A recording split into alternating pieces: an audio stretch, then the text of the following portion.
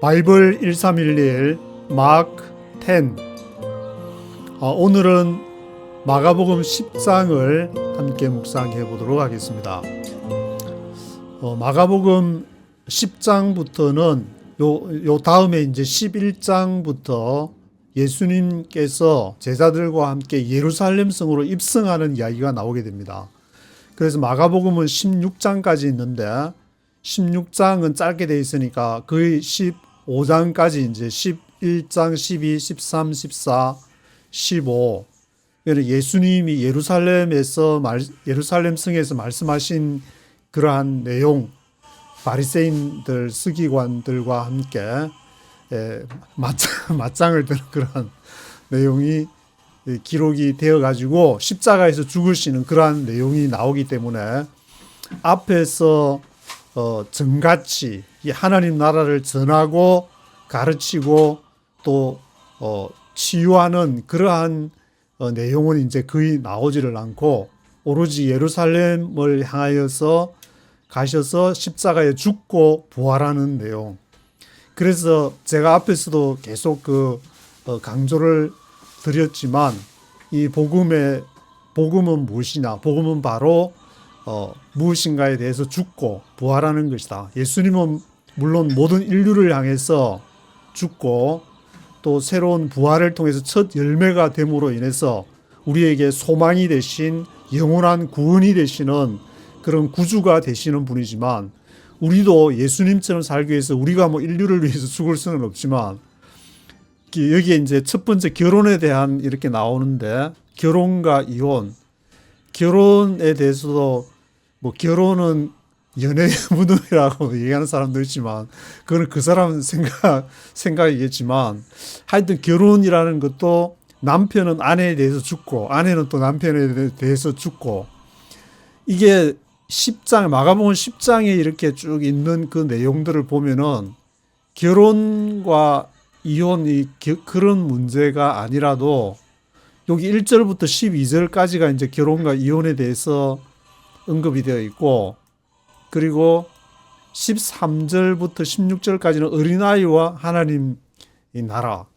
어린아이에 대해서도 보면은 이게 죽고 다시 살아나는 게 적용이 될 것 같은데 왜 어린아이가 하나님 나라가 어린아이와 같이 받들지 않으면 하나님 나라 들어가지 못한다고 했을까? 사람마다 그 해석하는 게 여러 가지가 있겠지만 어린아이의 특성은 지나간 일을 쉽게 잊어버린다는 그래서 새롭게 하면 새로운 거기에 대해서 집중을 해가지고 누가 얘기하면 정말 중요한 얘기하는가 보다 해서 귀담아 듣고 지나간 일은 잊어버린다. 그래서 하나님 나라는 소돔과 고모라처럼 뒤를 돌아보는 것이 아니라 대한민국 그때 60, 70년대, 80년대 아주 엄청난 한강의 기적을 이룬 나라지. 우리가 그래도 가오가 있지 지금 이게 뭐냐. 그렇게 뒤를 돌아보는 것이 아니라 앞을 향해서 어린아이는 계속 앞을 바라보면서 미래를 바라보고 가기 때문에 그래서 하나님 나라라고 한 것이 아닌가. 저는 그런 생각이 드는데 사람마다 물론 해석은 자유니까 다르게 해석할 수도 있겠지만 그리고 또 17절부터 32절까지 보시면은 여기에서 이제 부자 청년 이야기도 죽음과 부활과 연관시켜서 볼 수 있는 것이 부자 청년은 자기는 정말 eternal life, 이 what must I do to inherit eternal life, 이 영생을 정말 얻고 싶어 가지고 예수님한테 와서 어떻게 하면 영생을 얻을 수 있냐 물으니까 예수님은 이 부자 청년의 가장 소중히 여기는 그 재산을 팔아가지고 나를 따르라. 그러니까 청년은 거기에서 걸려가지고 돌아갔다는 이야기가 기록이 되어 있는데 이것도 자기가 정말 모든 걸 다 이렇게 걸어야 되는 영생을 얻기 위해서는 그냥 주어진 게 자기 가진 거 다 가지고 영생도 얻고 플러스 욕심이 너무 많다. 욕심쟁이 부자 청년이 되니까 손을 쥐고 있으면은 거기에다가 영생을 담아줄 수가 없는데 손을 탁 놓고 자기가 가장 중요하게 여겼던 거를 다 놓으니까 하나님께서 네가 모든 것을 다 버리고 왔으니까 워싱턴 DC를 너에게 주겠다. 이런 그 자기가 손에 쥐고 있는 것을 놔야 되는데 그거를 그게 뭐 바리새인과 종교 지도자들은 교권이 됐든지 그거를 놔야만이 하나님이 줄 수 있는 선물을 받을 수 있다. 그런 얘기, 부자 청년 그 얘기도 그런 것이 아닌가. 그리고 또 32절부터 이제 34절까지는 여기는 이제 예수님께서 죽음과 부활을 직접 얘기하시는 내용이 언급이 되고 있는데 이것도 이제 마태, 마가, 누가 거기 다 세 번씩 언급이 되고 있다는 점에 의해서 시사하는 것. 세 번씩 예수님은 자신의 죽음과 부활을 얘기하고 3일 만에 부활하신다는 그 얘기를 3과 7은 완전한 숫자고 12는 확장을 의미하는 숫자라고 볼 수 있는데 완전한 그 3이란 숫자를 통해서 복음서에서 언급을 죽음과 부활은 완전한 죽음, 완전한 부활을 의미하는 것이지 한 0.5 정도 죽었다가 다시 부활하는 반쯤 죽었다가 반만 부활하는 그런 것은 의미가 없다. 완전한 죽음. 예수님 앞에서 모든 것을 자기가 모든 것을 여기는 것을 내려놓아야만이 완전한 부활에 이를 수 있다. 그러한 내용이 또 35절부터 45절까지 보시면은 섬김에 대한 교훈을 하면서 여기서도 이 섬긴다는 것은 내 자신을 죽이든지 내 자신을 버리든지 해야 상대방의 어떤 섬김이 되어지기 때문에 이것도 죽음과 부활을 말하는 것이 아닌가. 저는 이렇게 읽어보니까 그런 생각이 쭉 들게 되고, 그리고 46절부터 52절에 보시면은 소경 거지 바디메오, 바디메오라는 것은 이제 바디메오, 바는 누구누구의 아들이라는 뜻이라 해가지고 이것이 The Son of 티메오스, 디메오의 아들인 바디메오가 이렇게 고침을 받는 그러한 이야기도 여기에서 죽고 부활하는 그것을 말하는 것이 아닌가. 그래서 복음서를 마태, 마가, 누가, 요한을 이렇게 쭉 읽어보면은 결국 그 후반부에 앞에서 이제 막 기적이나 이적 행하는 것은 그만두고 뒤에 십자가의 길로 가면서 예수님이 죽고 부활하는 그 메시지를 전하려고 하는 것이 아닌가. 그것이 이제 초대교회 성도들이 믿었던 것이고, 이것이 313년 콘스탄티누스 황제, 밀라노 칙령은 이제 311년에 2년 전에 일찍 밀라노 칙령이 행해졌기 때문에 그 밀라노 칙령이 행해지고 한 2년 있다가 콘스탄티누스 황제 이후에 기독교가 이제 새롭게 교리화되기 시작하면서 325년에 니콘 에칼로라고 말씀을 드렸는데 니케아 공의회, 그리고 381년에 콘스탄티노플 공의회, 그 두 공의회를 통해서 삼위일체 교리가 니케아 콘스탄티노플 신조라 그러는데, 그것이 이제 지금 우리 교회에서 예배 드릴 때 전능하사 천지를 만드신 그런 얘기를 하는 니케아 콘스탄티노플 공의회가 그때 교리가 생겨지고, 그리고 431년 때는 에베소 공의회, 마리아에 대한 문제도 있었고, 물론 이제 기독론이 주 요소였지만, 그리고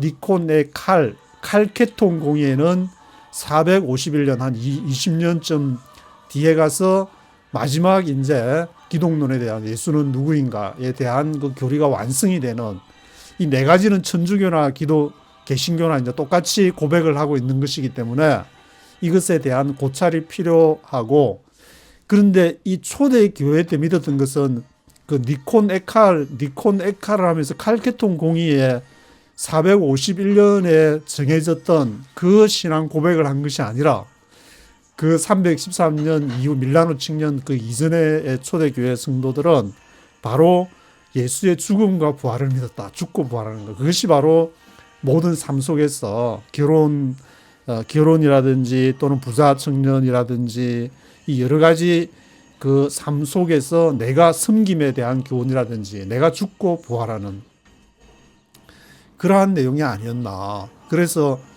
저는 이런 걸 보면서 저는 이걸 잘 모르고 이제 그동안에 뭐 죽음과 부활하면서 그렇게 얘기를 했는데, 야, 이것이 초대교회 성도들이 바로 믿었던 그런 신앙이 아닌가. 그런 생각이 점점 이렇게 확정되어져 가는, 거의 단단해져 가는 그런 어떤 체계라고 그런 생각이 들게 됩니다. 그렇다고 해서 지금 개신교에서 믿고 있는 그 교리로서 믿고 있는 니케아 공의회부터 칼케톤 공의회에 이르기까지 그거를 뭐 중요하지 않다고 말하는 것이 아니라 그 중요한 것에 더 기초적인 것을 베이직을 찾아보면 예수님이고 그 예수님이 하신 말씀 마태, 마가, 누가, 요한 이 네 복음서에 있는데 그 내용은 죽음과 부활이 아닌가, 그 얘기를 하는 것이고, 이것이 이제 신학을 하고 이제 깊이 묵상한 바울에 의해서 체계화가 되어져 갔기 때문에 그 이전에 있었던 예수님의 제자들이 신학교를 안 다녔지만, 예수님도 물론 신학교를 다닌 분은 아니지만 구제자되었기 때문에 그 예수님을 따르는 사람들이 신학교 다닌다고 그걸 교리를 좀 배웠다고 자랑할 것이 아니라 죽음과 부활을 오로지, 바울도 자기가 십자가만 이렇게 자랑한다 그랬는데, 우리가 자랑할 것은 나의 죽음과 부활을 자랑을 하는 것이지, 신학교에서 교리를 배워서 신학을 자랑할 것은 못 되는 것이 아닌가. 제가 신학교를 안 갔다고 해서 안 드리는 말씀이 아니라, 신학교 가고 뭐 열심히 공부 훌륭하신 분들 많은데, 그것은 다 예수님을 드러내기 위해서, 예수님을 높이기 위해서 다 있는 신학을 하는 것이고, 그것이 형성이 된 것이 아닌가. 그래서 그런 관점에서 니케아 공의에서부터 콘스탄티노플 공의회, 에베소 공의회, 칼케톤 공의회, 그것을 좀 정리를 좀 해야 될 필요가 있지 않는가. 요 마가복음 10장에서 그런 죽음과 부활을 이렇게 다 보니까 다 죽음과 부활을 얘기인 것 같아가지고 그 생각이 좀 들어가지고 말씀을 드리고, 하나 여담으로 이제 제가 90년대 초반에 서울에서 취재 활동을 할 때 보게 되면 연세대학교 그 대강당에서 2년마다 경연으로 전국 신학 대회라고 해야 될까, 그 신학자들이 내노라 하는 신학자들이 막 수백 명 모여가지고 이렇게 막 같이 토론하고 막 그런 거에 2번인가 3번인가 제가 한번 취재를 한 적이 있었는데, 그때 당시에 기억에 남는 것은 한국 교회가 앞으로 무엇을 중요시해야 될 것인가, 그 신학 문제에 있어가지고 신학교 문제를 얘기를 하면서 이 신학생들을 어떻게 훈련을 시켜야 될 것인가에 있어가지고 한 노선은 목회자를 양성하는 데 중점을 둬야 된다. 한 노선은 신학 지식을, 성경을 해서 지식적으로 신학을 깊이 해서 전달을 해줘야 된다. 그래서 이게 왜냐하면 그 당시에 막 신학교 안에서 막 이렇게 가면은 한번 가고 나면 막 담배꽁초가 막 있고 막 그런 얘기도 있고 해가지고 보수적인 신학교인데도 이래서 안 되겠다. 목회자, 이게 신학 지식을, 성경 지식을 많이 가르쳐봐야 무슨 소용이 있나. 목회자를 잘 양성을 해야지. 그래서 막 김근혜 같은 거 드는 거 하고 그런데 강조점을 두는 것 하나. 그래도 성경이 뭘 말하는지를 알아야 되지 않냐. 그래서 두 개가 대립하는 그런 그 토론을 막 하던 그 생각이 나는데, 지금 생각해 보면은 이 두 가지는 대립되는 것이 아니라 같이 양립을 해야 되고 조화와 균형을 이루어야 되는 것이 아닌가. 같이 하나님의 말씀 지식을 흡수하고 성경을 이렇게 보는데 행동은 개차반으로 한다. 그거는 좀 뭔가 그게 예수. 근데 행동은 막 정말 막 기도도 열심히 하고 그러는데 성경에 대한 그런 기본적인 어떤 알아야 될 지식이나 그런 게 없다면은 그것도 좀 문제가 있는 것 같고. 그래서 양쪽은 목회자를 양성하는 것과 신학 지식을 더 많이 탐구해 들어가는 것은 서로 이렇게 조화와 균형을 이뤄야 되는 것이 아닌가, 그런 좀 이렇게 여담으로 말씀을 드려보게 됩니다. 그래서 1절부터 12절까지 제가 준비한 그 내용을 간단간단 소개해 드리면은, 결혼과 이혼에 있어 가지고 마태하고 마태복음은 이제 산상수훈의 일부로 기록을 하고 있고, 또 마태복음 여기 이제 5장에서는 산상수훈의 일부로 기록을 하지만 19장 3절에서 9절까지는 이게 마가복음하고 유사한, 이 내용이 마가복음하고 유사한 그런 맥락에서 언급을 하고 있는 것을 볼 수가 있습니다. 그래서 여기서도 보면은 마태, 마가, 누가를 공관복음이라고 그러지만 마태복음과 마가복음이 상당히 유사한 게 있다. 누가는 또 이렇게 누가 나름의 독특한 시각이 있다는 것을 저도 이번에 보면서 알게 됐는데, 이제 그런 내용. 그래서 누가복음은 무릇 그 아내를 버리고 다른 데 장가드는 자는 간음하고 버림당한 여자에게 장가드는 자도 간음하는 것이다. 누가복음 16장에 나오는 그러한 말씀을 볼 수가 있습니다. 그래서 저는 이 내용을 묵상하면서 그 함재봉 교수님이라고, 함재봉 유튜브에 치면은 이렇게 나오는데, 한국 사람 만들기를 기록하신 분이기도 한데, 그분이 이제 얘기하는 게 고려 사람, 조선 사람 얘기를 하면서 그 장가 간다, 시집 간다, 그 말이 이렇게 고려 사람은 그 당시에 장가라는 말이 장인의 집, 장인의 집은 이제 남자가 장가 간다, 우리 남자 장가 간다, 여자가 시집 간다고 그렇게 표현하듯이, 남자가 장인이 아니고 장모, 장인 장모, 장이니까 장가, 장인 장모 댁으로 가는 것이 장가였는데, 그것은 고려 시대 때 있었던 일이고, 그리고 조선 시대로 넘어오면서 이것이 시집 간다, 그 말은 여자가 이제 시댁으로 가게 되는. 근데 그 고려 시대 때는 남자가 장인 장모 댁으로 이렇게 가면 여자가 그 있는 대로 해서 남자가 가서 살게 되는 그런 풍습이 조선 시대에 들어와서 달라졌다는 거, 여러 자료를 인용하면서 얘기해 주는 그런 생각이 나는데, 이 장가 간다는 것과 시집 간다는 것도 고려 시대냐 조선 시대에 따라서 달라지는 그런 풍습을 볼 수가 있습니다. 그래서 물론 지금은 뭐 그때하고 조금 달라진 게 있지만, 조선의 어떤 그 유교 승리학, 주자 승리학을 고려 시대 말부터 송나라 때부터 이렇게 남송을 말하는데, 1127년에 그 북송에서 이렇게 도피하고 그 지금의 중국 한족들만을 위해서 세운 나라가 1127년에 남송이라고 할 수 있는데, 양쯔강 유역을 개발하면서 많이 식량 사정이나 뭐 경제 사정이 굉장히 좋아졌던 남송 시대, 그것을 이제 이렇게 유학으로, 주자학으로 주위가 정리를 한 것이 주자 승리학이 되는데, 그것을 고려 말에 들어오려다 실패하고 조선 시대에 들어와 가지고 이것이 이제 결혼 문화에까지 영향을 미치게 됐는데, 왜 장가가는 사람들이 이제 시집을 가게 됐냐면은 유교 자체가 이제 남자의 어떤 리더십을 중심으로 형성이 돼야 되기 때문에, 그 전에 남자가 장인 장모 댁으로 가는 것이 여자가 이렇게 시댁으로 가게 되는 것으로 바뀌었다는 그런 것을 알 수가 있습니다. 그래서 이 결혼 문화 자체는 그 환경에 따라서 변할 수도 있지만, 이게 성경에서 말하는 것은 이게 남자와 여자가 부모를 떠나서 둘이 한 몸이 되게 되는데, 이것은 하나님이 짝지어 준 거기 때문에 나눌 수 없다. 그런데 바리새인들은 왜 그러면은 모세는 이혼 정서를 써서 그렇게 주라고 그렇게 허락을 했냐?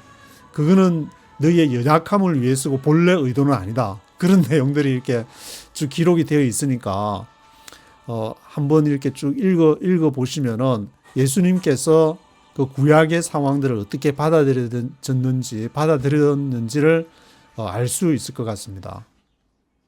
물론 뭐 여기에 더 생각해 아프리카의 뭐 그런 결혼 풍습이라든지 무슬림에서 일부 다처제를 허용하는 문제라든지 뭐 그런 데까지 들어가게 되면 복잡하게 되니까 뭐 하여튼 그런 인류가 이렇게 생존하면서부터 한 남자와 한 여자와 결혼을 하는 그런 제도가 가장 근간을 이뤘다.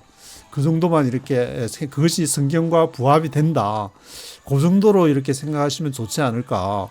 뭐 깊이 들어가서 생각해 보실 분들은 많이 또 깊이 들어가셔서 뭐 생각하실 수도 있겠지만, 그리고 13절부터 16절에 있는 어린아이와 하나님 나라, 거기에 대해서도 여기 이제 마태복음은 19장 13절부터 15절까지 어린아이들을 용납하고 내게 오는 것을 금하지 말라. 천국이 이런 자의 것이다.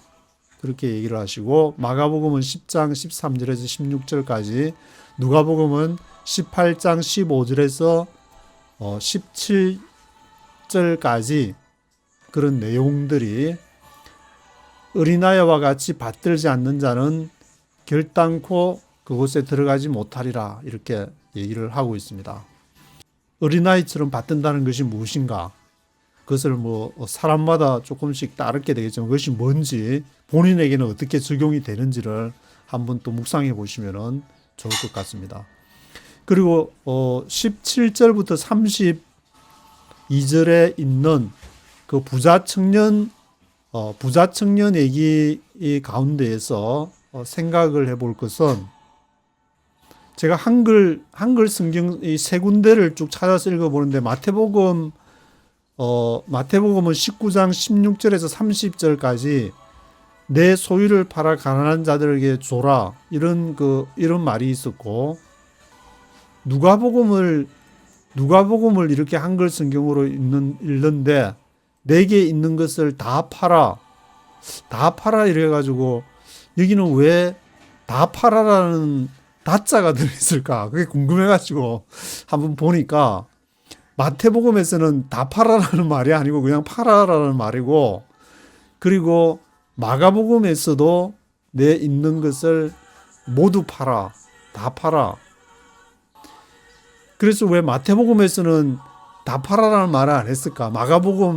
누가복음에서는 다 팔아라고 이것을 그 원문으로, 헬라어 원문으로 이렇게 보니까, 원문은 이제 헬라어는 마가복음하고 누가복음에서 다르게 썼는데, 이게 이제 호사, 이 말이 이제 모든 뭐뭐한 모든 것, 이런 의미가 있는 것이고, 그리고 누가복음에서도 이게 판타라는 이 말이 이게 모든 것이라고, 이게 모든의 중성 복수형이다. 모든 있는 것을 다 팔아라.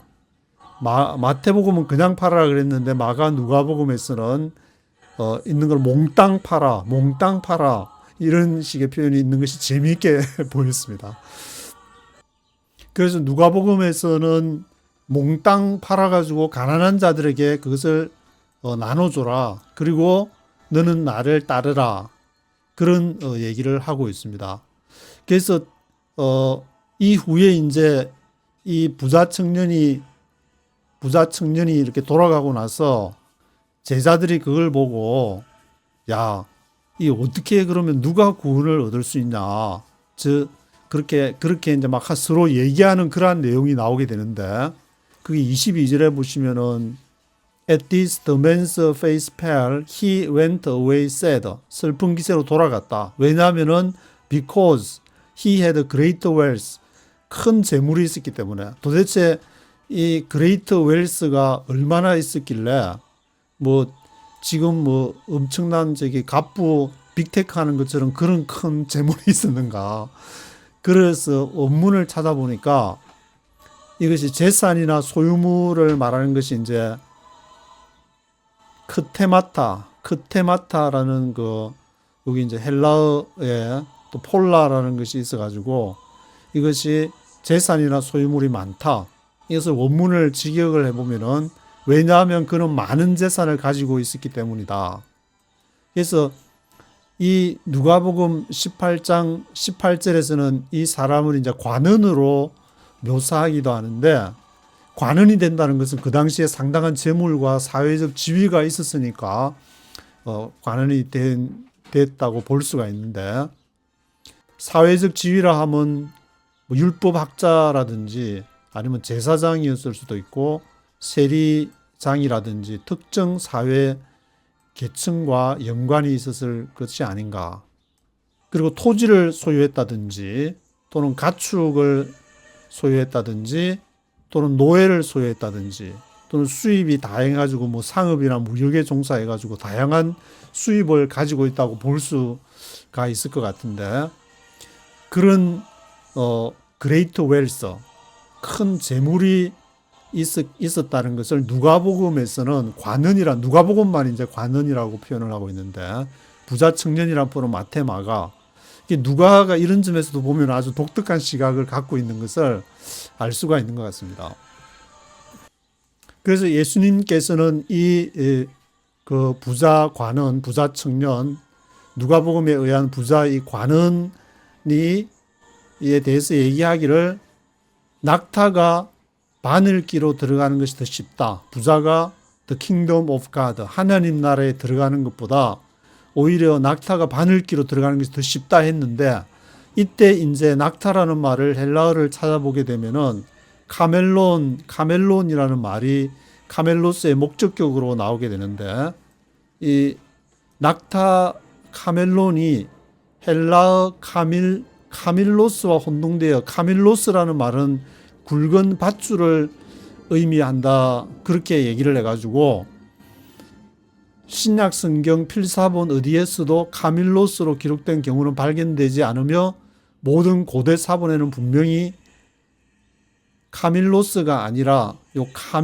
카멜로스, 요것이 낙타인데 카밀로스, 굵은 밧줄이 아니고 굵은 밧줄이 이렇게 바늘기로 들어가는 그런 것을 얘기한 것이 아니라 낙타가 바늘기로 들어가는 것이 분명하다. 이거는 다른 데서 자료에서도 그러한 그 내용을, 주장을 찾아볼 수가 없다. 이게 굵은 밧줄이라는 주장을 찾아볼 수가 없다. 전에 생각나는 게 여기에 대해서 이제 여러 가지 이 주장을 뭐 해석을 하는 그런, 저도 들은 기억이 나는데, 이 구글 제미나이는 아주 그 신학적인 해석에 있어서 보수적인 해석을 해서 그런지 좀 아주 단호하게 얘기를 하는 걸 볼 수가 있었습니다. 제가 질문을 하니까. 그리고 트레스마스 랄론이라고 해서 바늘구멍, 바늘기, 이것을 이제 얘기하는 것인데, 헬라어 원문은 분명히 바늘의 구멍을 의미한다고 합니다. 바늘의 구멍을 의미하지, 이것이 그 낙타가 뭐 들어가는 뭐 예루살렘에 이제 이렇게 겨우 낙타가 겨우 들어갈 수 있는 그런 작은 문을 말하는 것이 아니다.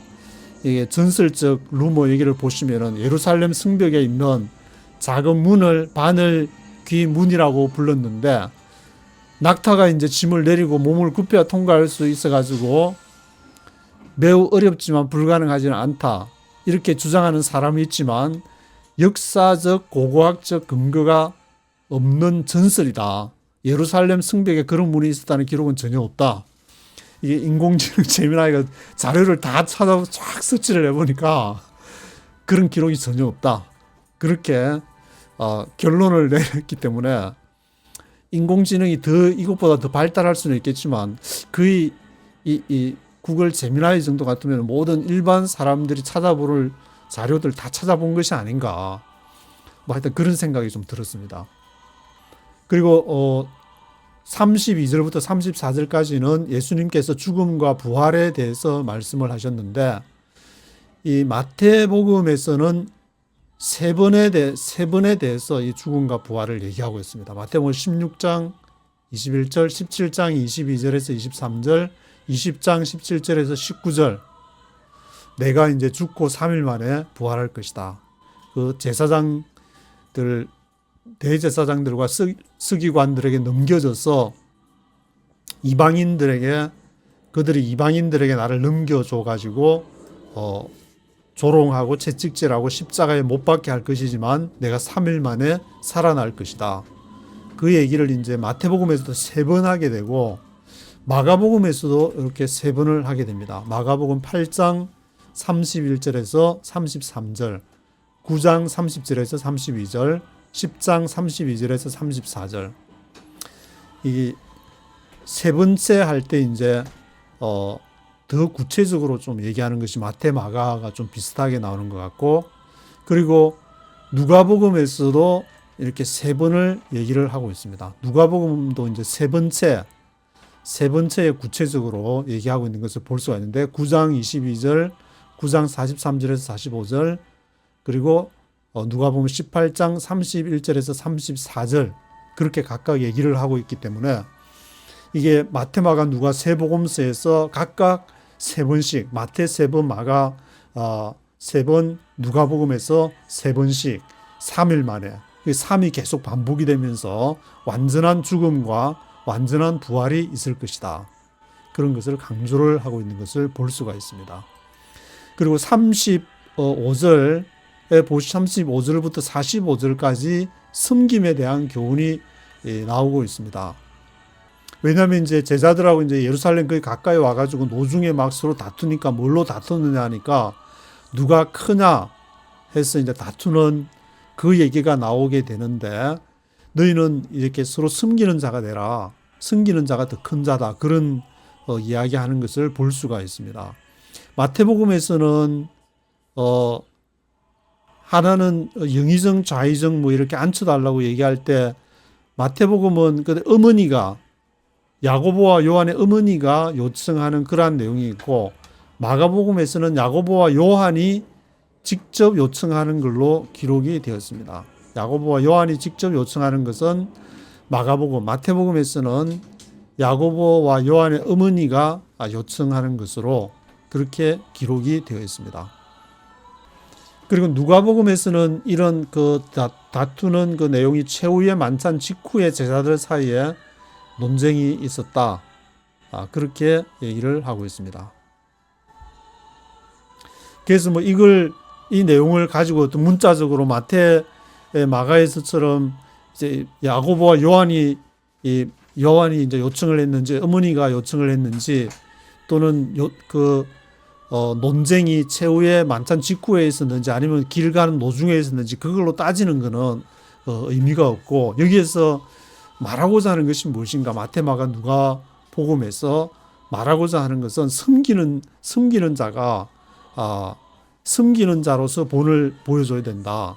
그것을 얘기하고 있는 것이지 누가 야고보, 요한이 중요하고 어머니가 요청한 것이 중요하고 또 어디에서 했냐 뭐 그런 거 가지고 따져가지고는 별 재미가 없다는 말씀을 드리고, 요한복음에서는 특히 13장 12절에서 16절에 보시면은 여기 이제 세족식 사건이 여기 이제 요한복음에 나오는데 마태마가 누가에서는 세족식 사건을 기록을 안 하고 있지만 요한복음에서 기록을 하고 있기 때문에 여기에서도 세족식 발을 막 교회에서도 뭐 그런 거 하는 걸 제가 보긴 봤는데 그 발을 뭐 씻겨 줘도 되고 뭐 안 씻겨 줘도 되고 어떤 형식으로 하든지 서로 섬기는 마음으로서 그런 각자 인도하는 대로 섬기는 모습을 그렇게 실천하는 것이 중요하지 세족식을 하냐 안 하냐 그걸로 얘기를 하는 것은 별 의미가 없다. 그런 생각이 들고 있습니다. 그리고 46절에서 52절을 보시면 이제 바디메오, 소경 거지 바디메오 이야기가 이렇게 쭉 등장을 하게 되는데 마태복음에서는 2명의 맹인이 한 명이 아니고 2명이 등장을 하게 됩니다. 2명의 바디메오가 2명 있었냐 그러면 그런 것도 좀 이상해.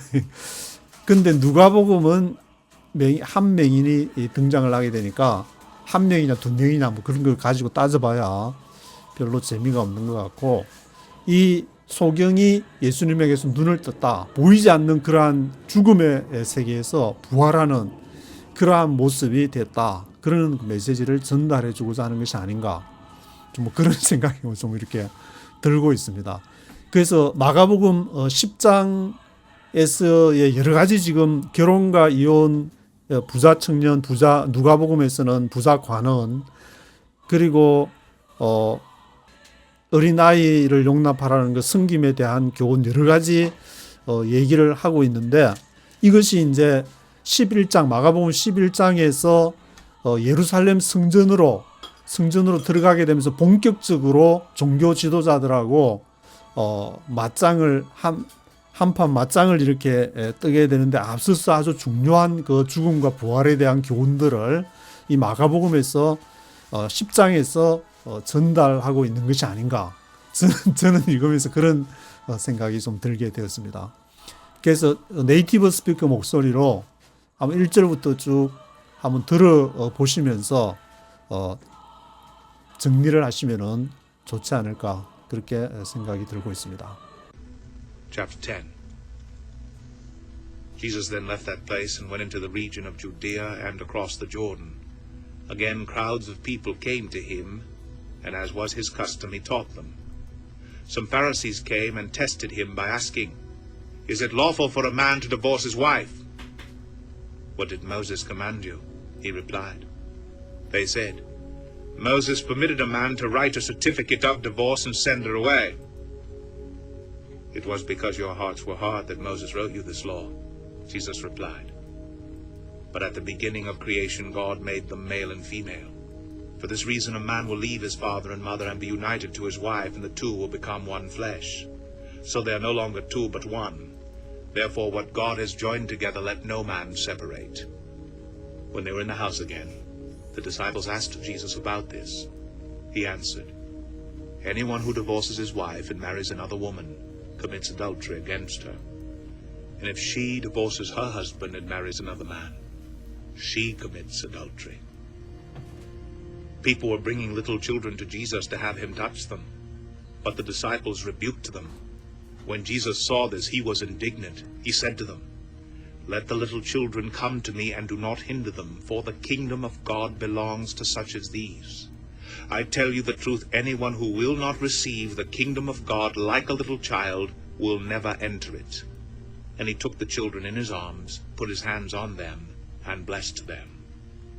As Jesus started on his way, a man ran up to him and fell on his knees before him. "Good teacher," he asked, "what must I do to inherit eternal life?" "Why do you call me good?" Jesus answered. "No one is good except God alone. You know the commandments. Do not murder, do not commit adultery, do not steal, do not give false testimony, do not defraud. Honor your father and mother." "Teacher," he declared, "all these I have kept since I was a boy." Jesus looked at him and loved him. "One thing you lack," he said. "Go, sell everything you have and give to the poor, and you will have treasure in heaven. Then come, follow me." At this the man's face fell. He went away sad, because he had great wealth. Jesus looked around and said to his disciples, "How hard it is for the rich to enter the kingdom of God." The disciples were amazed at his words. But Jesus said again, "Children, how hard it is to enter the kingdom of God. It is easier for a camel to go through the eye of a needle than for a rich man to enter the kingdom of God." The disciples were even more amazed and said to each other, "Who then can be saved?" Jesus looked at them and said, "With man, this is impossible, but not with God. All things are possible with God." Peter said to him, "We have left everything to follow you." "I tell you the truth," Jesus replied.